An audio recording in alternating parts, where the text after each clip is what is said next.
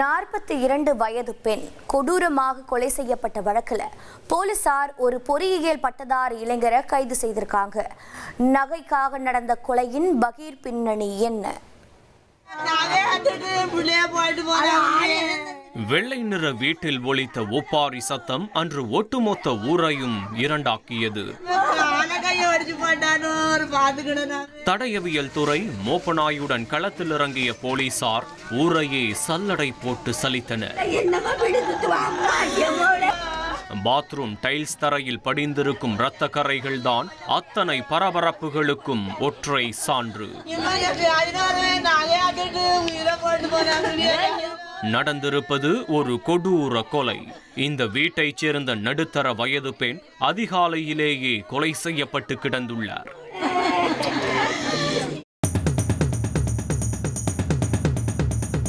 என்ன நடந்தது என்று தெரிந்து கொள்ள செய்தியாளர் சுலைமானுடன் விசாரணை களத்தில் இறங்கினோம்.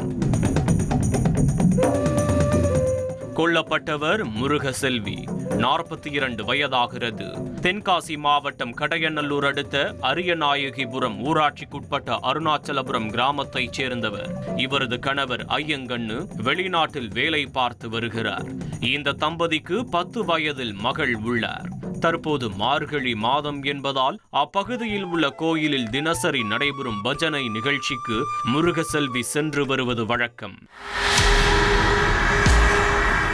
ஆனால் சம்பவத்தன்று அதிகாலை அவர் பஜனைக்கு செல்லவில்லை. மாறாக அவரது வீட்டிலிருந்து முருகசெல்வி அக்கா செத்து கிடக்கிறாங்க என்ற ஒரு அலறல் சத்தம் மட்டுமே ஒலித்திருக்கிறது. உடனே அக்கம் பக்கத்தினர் ஓடி சென்று பார்த்தபோது முருகசெல்வி முகத்தில் பலத்த காயத்துடன் கழுத்தில் கம்பியால் குத்தப்பட்டு இரத்த வெள்ளத்தில் இறந்து கிடந்தார். இதனையடுத்து போலீசார் சடலத்தை ஆய்வு செய்தபோது முருகசெல்வியின் கழுத்தில் அணிந்திருந்த தங்க நகைகள் காணாமல் போனது தெரிய வந்தது.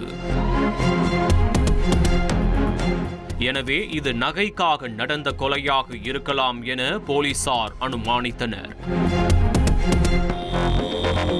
அதனைத் தொடர்ந்து சடலத்தை மீட்டு உடற்கூராய்வுக்காக அனுப்பி வைத்த போலீசார் முருகசெல்வி இறந்து கிடந்ததை முதலில் பார்த்து சத்தம் போட்ட நபரிடம் விசாரணை நடத்தினர்.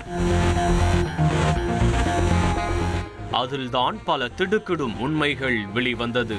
அந்த நபர் வேறு யாரும் அல்ல, அரியநாயகிபுரத்திற்கே அதிகாலையில் பால் ஊற்ற வரும் வட நத்தம்பட்டியைச் சேர்ந்த சரத்.